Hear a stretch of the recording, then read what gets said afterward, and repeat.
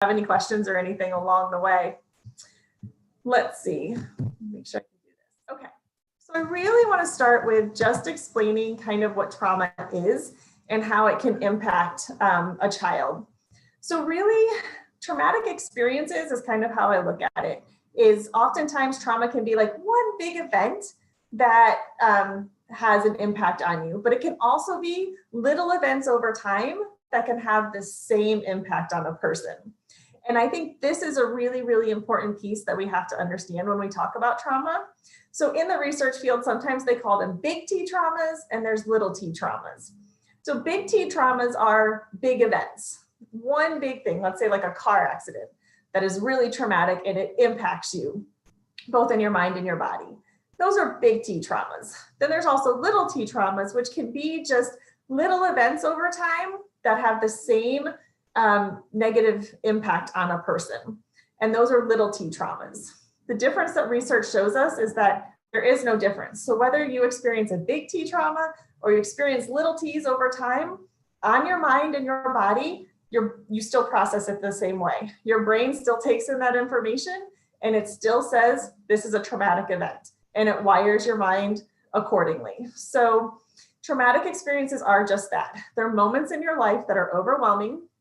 They invoke this sense, or this intense negative affect, which means it gives you a really yucky, bad feeling.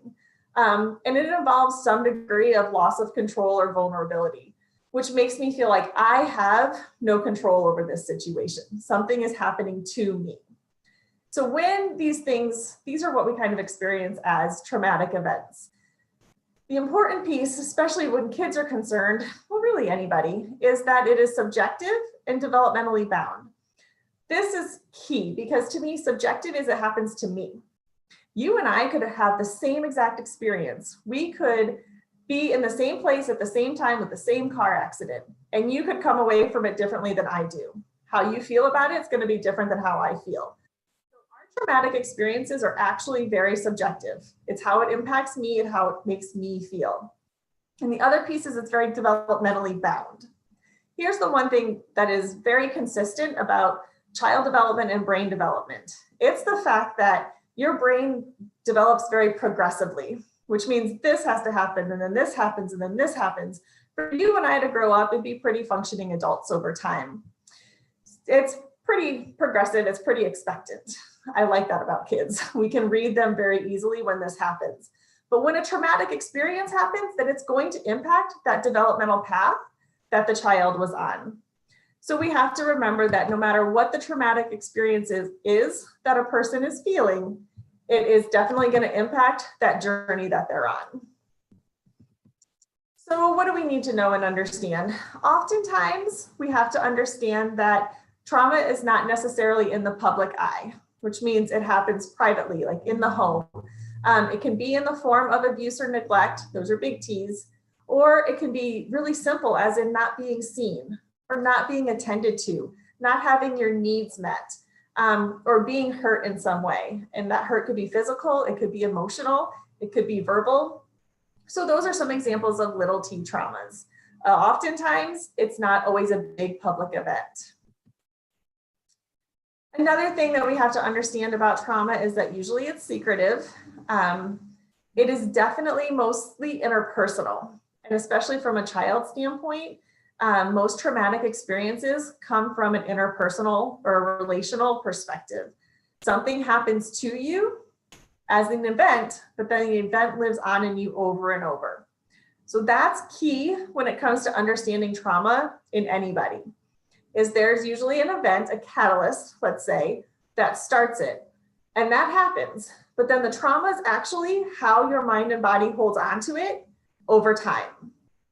So traumatic experiences are just that. It's short term, but then it carries on. How do I hold on to that experience in my mind and my body?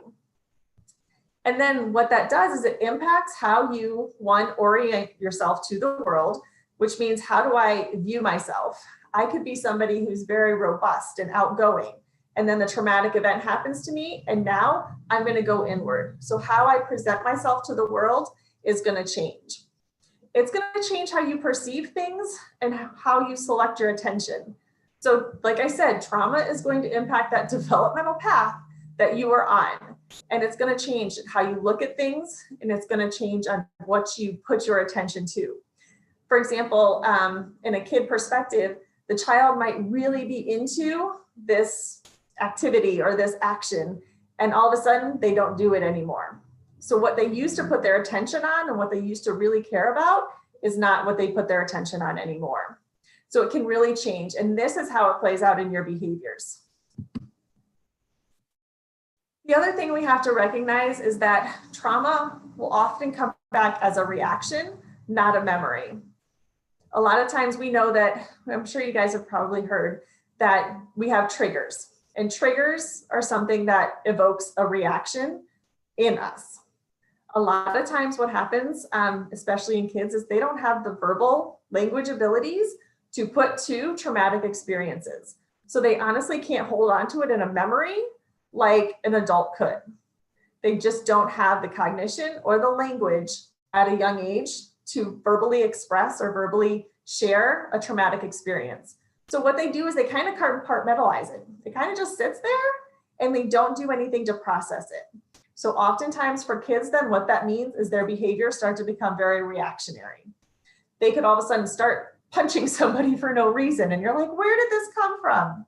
These types of things become reactions. So trauma will always show up behaviorally as a reaction first before we ever put language to it. So that's just a key thing to keep in mind.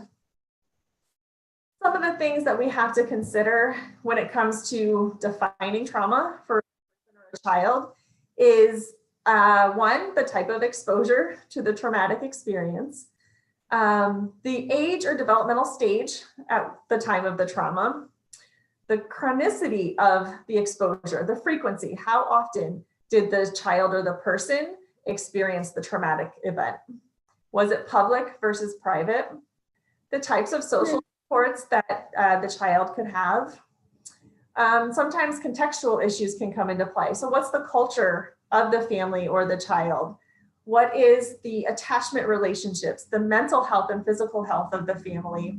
And different types of community aspects can come into play. And then also we have to consider individual differences. So like I told you before, our temperaments can play into this. Our abilities to cope really plays into this. So we have to consider all of this stuff when we look at trauma and behavior, because it's not just the event itself and what happens. It's a really more complicated situation than that.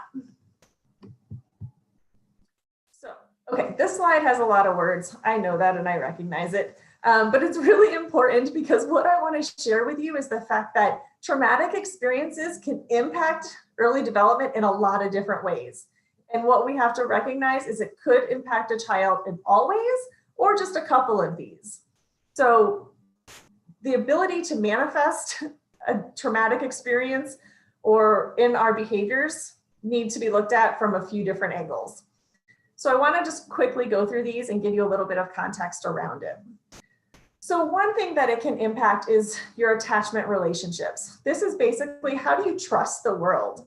When a traumatic experience happens and it comes from a relational standpoint, as in the relationship, let's say a parent to child, and the parent does something traumatic with or for the child, then that impairs or breaks down the relationship. That means that child's then going to have trouble trusting others as they grow. So we have to recognize that that's a thing.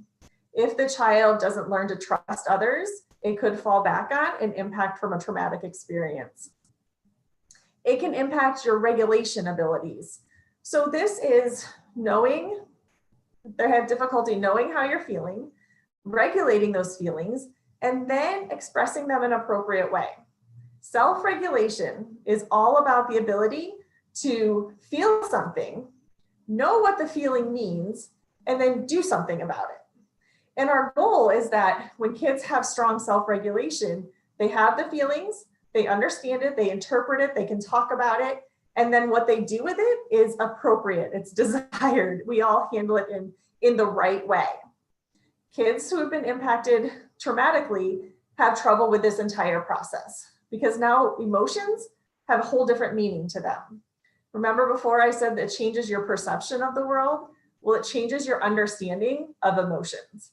So kids might not even recognize what sad is anymore. They might not even be able to recognize or feel happy emotions. So if they don't even know what those feelings are, then they can't regulate around them. They can't think about it, they can't process it, they can't talk about it. So then they're not going to express them in the way that we want them to. So that's just an important piece that we have to remember. Their behavioral outputs can become more impulsive, aggressive, oppositional. So some kids go big and outward, as I like to call it, or they can become self-destructive and they go inward, where you might see more self-harm. But in either way, traumatic experiences impact us one way or the other. Oftentimes, that comes back to our personality types or our temperament, which shows us which behavioral response we're going to have. It can impact the biology of us. So biology is more kind of like your physiological responses. So you might have more medical problems, which could be more illnesses. You can be more subjected to getting sick. Somatic concerns, which means it's just in your body. So oftentimes, if we have dysregulation in a biological way, oftentimes maybe that's when we feel like we are anxious and our stomach gets upset. Maybe we have digestion issues. A lot of times we don't understand when we're hungry or when we're thirsty. So trauma can also dysregulate you biologically. You might have lower pain thresholds, things like that.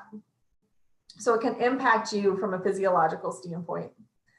The ability to dissociate, which means impaired memory or alterations of consciousness, which means sometimes kids aren't there.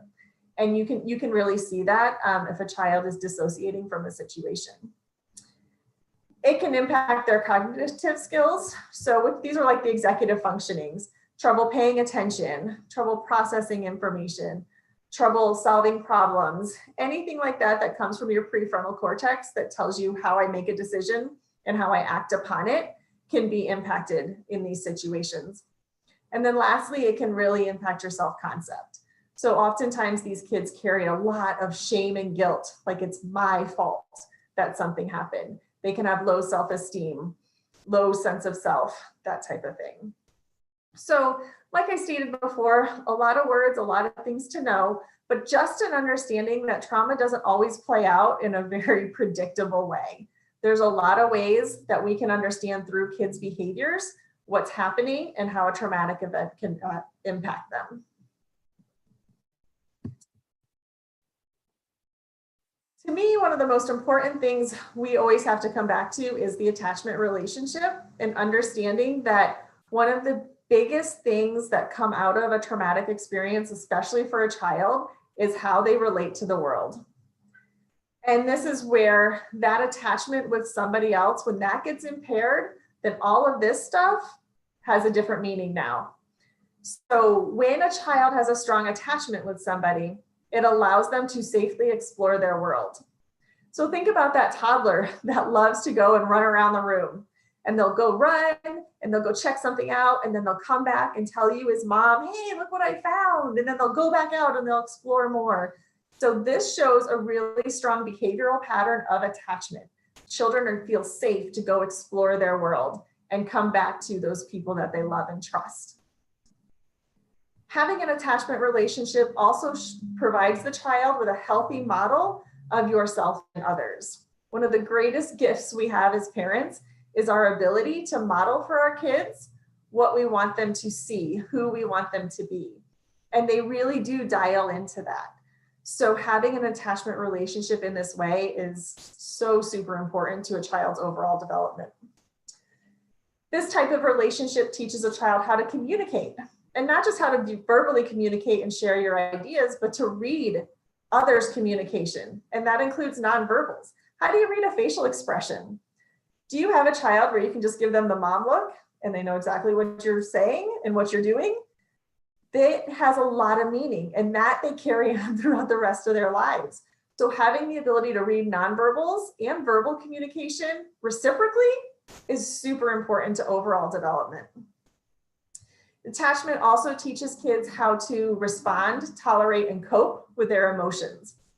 Like I said before, depending on the age of the child, they may not have the verbal language to talk about their emotions, the verbal language to even process and understand what differing emotions mean. So this requires an attachment relationship with somebody who can help them process it all, because they just can't. And in a few slides, I'm going to talk to you a little bit more about that emotional regulation, because it's a key factor in all of this stuff. And then lastly, having this safe type of attachment relationship provides structure for a child, and it gives them safe limits within which to learn.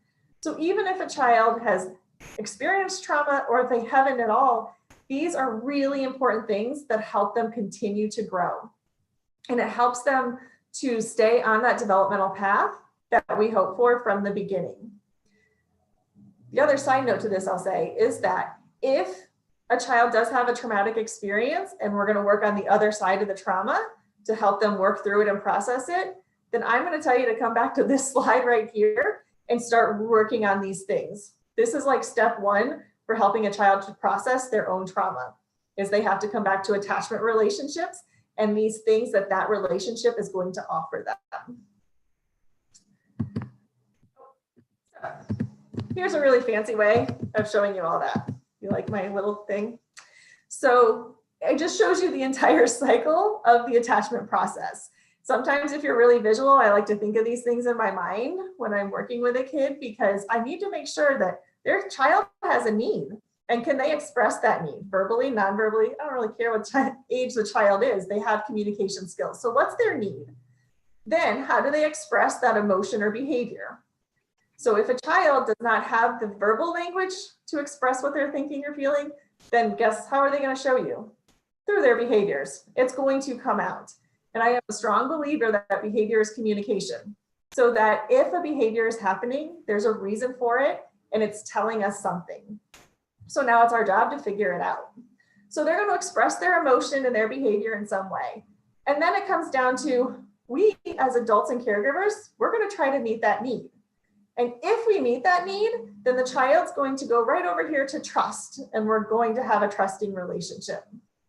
Now, if this breaks down, and in trauma or traumatic experiences, what happens is the child has a need, they try to express it over here on this little bottom part. The caregiver's response does not meet that need. And that way, the child then is like, they get lost, they get confused, they can feel that their needs aren't being met. So then that is where the trust piece can be faltered, and it can get a little wonky. So again, really good information to know. As parents, we're not perfect. I can't always meet my kids' needs based on a situation, but think about it over time, consistently. Does a child consistently and safely get their needs met or not? These are two things that can really impact whether something becomes a traumatic event or you're just having a bad day. So I just like to keep this in mind too. And it comes back to, if we have to work through a traumatic event with a kid, this is where I'm coming. You have a need, tell me about it. I want to know, and I'm going to help you fix it. I'm going to help you in some way so that I can establish that trust. And that trust needs to just keep happening over and over and over. I hope that's making sense to you. So just a couple of quotes I like to share, because it really just goes back to why relationships are so important in these situations.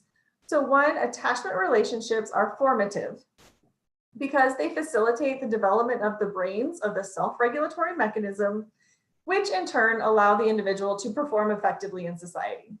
Really, really a fancy way of just saying that these relationships form how our minds and our bodies function throughout life. So we have to come back to always valuing the relationship we have with each other.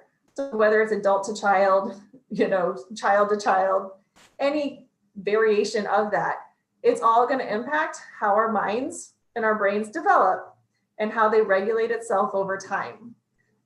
Because ultimately we do want everybody to grow up to be super functioning adults in society, but it does come back to these relational components on the journey. And then the last quote down there just talks about individual development arises out of a relationship between the brain, the mind, and the body of both the caregiver and the child. This is really, really key.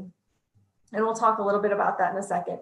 But the cool, most awesome thing about a relationship is that it has this trifecta impact. Mind, brain, relationship, body, all is interconnected. So that makes it even more exciting. So what do we do? When it comes to trauma and behaviors, how kids communicate with us, what they're thinking and feeling, the first thing that typically comes to mind or things that we have to deal with are their dysregulated or unregulated responses to emotions. Doesn't matter what age the kid is, we all communicate our emotions in some way.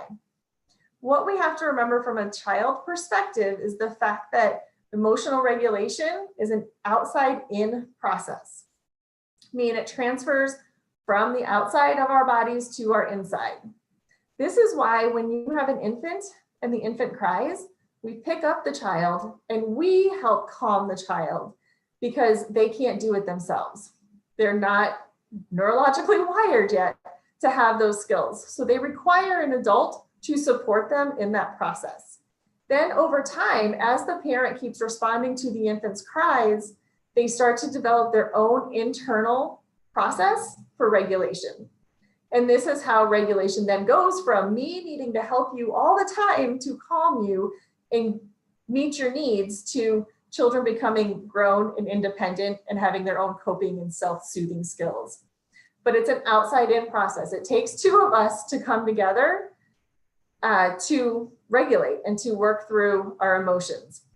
So when we're working with kids, we have to remember that this is the go-to #1 response of how I'm going to help a child process their emotions is you and I are going to come together and we're going to work on it together. It's an outside-in approach. I pretty much think that's what this slide says. Children are not born with the innate ability to self-regulate, and they require another person to do it. So sometimes it doesn't matter what age you are. If you have a traumatic event that impacts you, then you're going to need somebody to help you work through it and to help you regulate, and that is okay. Even as an adult, if I'm to have a traumatic experience tomorrow, I am not going to probably not have all of the skills I need to process through it on my own. I'm going to need the help of somebody else to help me think through it, to handle my emotions around it, to even know what to do next. That's just a really natural humanistic response to how we handle trauma. So from a child perspective, the best thing we can do as adults is be there and to move in and get close and really help them learn how to regulate themselves based off of the situation. Let's see. Another thing that we have to consider, and this is a really common slide you might see in the world of trauma if you spend a lot of time there. But what we need to realize is that behaviorally, we all have thresholds, which psychologically is called a window of tolerance for what I can handle at any point in time. So let's say I'm having a really good day and I feel like I can conquer the world. My threshold, my stress level is really low, and my threshold to rock it out and have an awesome day is great, and I'm gonna have a good day. But let's say you wake up in the morning and it's just a bad day. You have a car accident on the way to work, you're late, and your boss yells at you. Well, now your stress level is this much, and your window of tolerance is gonna be like this. How much are you going to be able to be really productive that day because you're stressed out about all this other stuff that happened? And oftentimes, well, we all have a window of tolerance. We all have a point where we're going to fall off the cliff to the point where I can't handle my day anymore. Kids have it, you have it, we all have it. It's just kind of how we function. But what we have to remember is the more stress that a person has in their day, then the level of tolerance will always be shortened. So this is where it can be really important in education or when we're trying to teach a child something, is if they're more worried about their traumatic experience, they're more worried about eating dinner or where they're going to sleep tonight, or if their basic needs are met, then their stress levels already taking up the majority of their mind's work. So their ability to learn is going to be smaller. This is just important to recognize that it's going to impact behavioral output throughout the course of the day. So then when we talk about how to handle it, we have to come back to decreasing stressors so that we can open that window of tolerance so that then kids can process information and learn and grow the way we want them to. Hey, Stacy, sorry. I was going to say one thing, just when you were talking about the education piece, and, you know, a lot of our parents are homeschooling or doing the virtual learning right now, or sending their kids to school, but noticing like them coming home in different moods. I mean, we all see that. And so I think, and I'm noticing that with my own kids, like just realizing just because they did something yesterday doesn't mean that they're going to perform the same way today. And so I think a lot of times as adults, we cut each other some slack because we feel that adults have so much more on their plate. And so that makes more sense. And we think, well, we're the ones dealing with COVID and all of that right now. And those little guys are dealing with all of that as well. So I just think that's a super, like, when you said that, it's like, yeah, that's totally right, because we see it every single day with kiddos. So grace is what we give them, some grace. Absolutely. We all need grace. I think COVID it's just one of those things that has disrupted our entire lives for everybody. It doesn't matter how old you are. And I think that's a really good point to bring back to this, is that we've all been stressed out to the max in some way, shape, or form. COVID has negatively impacted each one of us in our own way, which basically means it's created our own traumatic experiences for us in our own way, because it's subjective. It's how it impacts me. So we all have to remember that our stress levels are going to vary day to day based on all of these factors we can't control. I have no control over COVID. The only thing I can control are these little things around my life. And it goes into education, whether you're homeschooling or teaching virtually or sending your kids to school. There's still so much on all of our plates right now that, it makes this, I think, the slide come even more alive right now, because we have smaller windows some days. And then some days we feel great. You're like, okay, I can deal. And then tomorrow I might not be able to deal. And the same thing for a kid. Give grace, because that was yesterday. Let's start each day new. Yeah, such a good point. Okay. So the other way I like to look at that window of tolerance slide in regards to kids' behaviors is this fancy thing that Daniel Siegel, a psychologist out there, calls the river of integration. So what this means, and this is key behaviorally, because the whole river, like in the middle, that's where we want to live, right? We're going to go down the river. We're going to have highs and lows all day long. We're just going to float and be chill. However, things are going to impact us along the way. And now my nice cozy ride down the river turns into rapid chaos because of the current, let's say. And so now my boat is going to go one way or the other. Kids are the same way. They can be going along all nice and cool, and then they're not, right? And a lot of times when we start to hit one shore or the other, you'll see kids' behavioral patterns become completely chaotic, or they'll become completely rigid. And this is a pretty typical response of just humans as well. When I can't control something, my temperament is going to decide, do I get all chaotic and crazy and feel like I can't control anything? Or do I get very rigid and more controlling because that makes me feel better? We all have two ways of looking at it. But when we adjust the kind of behavioral output of kids, I like to look at what do they do when they hit the edges of the river, when they're not just floating anymore, but something happens and they slam into the edge. You'll see kids will often get either chaotic or rigid. And that can help us too when we're going to learn how to handle the behaviors, is you're going to handle rigidity different than you would handle chaos. But it's really, really important as a parent to understand that. So that's kind of two different ways of looking at how we respond to stress in situations, negative situations. And then the last thing I wanted to share on this tonight was just that how we often pay more attention to the outside kid over the inside kid. A lot of times what I like to remember is that the trauma is personal. Remember, it's subjective. It happens to me. It's how I feel. But my behaviors are going to be such that you're only going to see my behaviors. You can't see my internal. So what typically happens is that we then respond to just the negative behavioral expressions that we see, and not so much into the reason why, the cause. what's actually happening internally in the child. So recognizing this and kind of just acknowledging that, okay, the behavior is telling me something.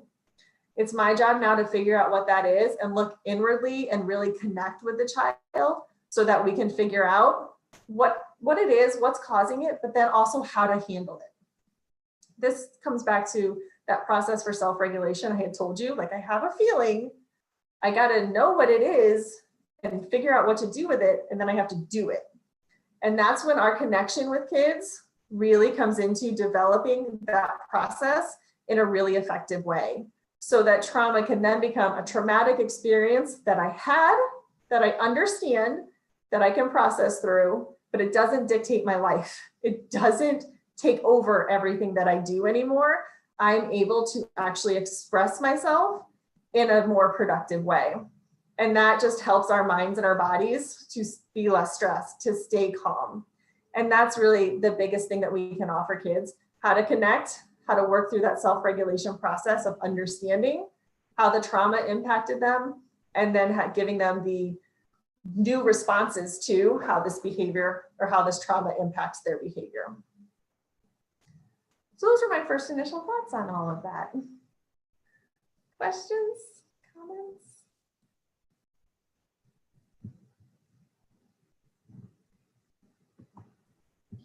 So if you have any questions, you can type them in the chat or you can unmute. And then we will have part 2 that Stacey was kind of talking about earlier. I'm trying to remember the date. It's December something. December 16th, maybe? 16th? Okay. Wednesday, yeah. I got it written down. Yes, 16th. So, so if you do want to tune into that, that would be super awesome. It doesn't look like we have any questions, so that's great. That means you did a great job. Yeah, so it was so great to have you. And then Addie, do you want to chime in about feedback forms? Sure. I am going to email, I think email is easiest. So I will email you guys a link for the feedback form. All you have to do, there's a little checkbox where you will choose trauma and behavior, and then you'll just give us your thoughts. If you have anything to add, we would love to hear it. We're always hopeful to make these. We're really here for the parents. So we are hopeful to make these the best experience for you guys and to answer any questions you might have. So that's the best way to give us your feedback. Awesome. Well, thank you so much, Stacey. And then thanks everybody else for coming tonight and listening. And hopefully you got some of your questions answered. So thank you. Thank you, guys. Have a good night. Bye-bye.